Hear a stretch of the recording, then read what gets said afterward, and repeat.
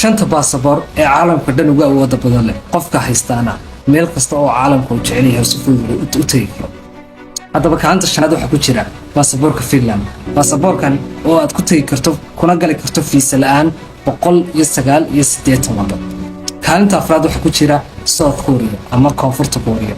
baasaboorkan ayaa isna waxaad ku tagi kartaa fiisa la'aan ku gali kartaa 190 waddan. kaalinta saddexaad haddaba waxaa ku jira waa Germany. baasaboorka Jarmalka ayaad isagana ku tagi kartaa haddaad haysato 190 waddan fiisa la'aan aad ku gali kartaa. kaalinta labaad waxaa ku jira Singapore. haddaba baasaboorka Singapore isagana haddaad haysato waxaad fiisa la'aan ku gali kartaa 192 waddan. kaalinta koobaad haddaba waxaa galay ahna baasaboorka adduunka dhan ugu awooda badan leh waxa weeye waa baasaboorka Japan. baasaboorkaas oo aad fiisa la'aan ku tagi karto 192 waddan. haddaba muuqaalkii ka horeeyay waxaan kaga hadalnay shanta baasaboor ee iyagna adduunka ugu awooda yar. haddaba haddaad rabto inaad daawato account-kayga gal oo ka soo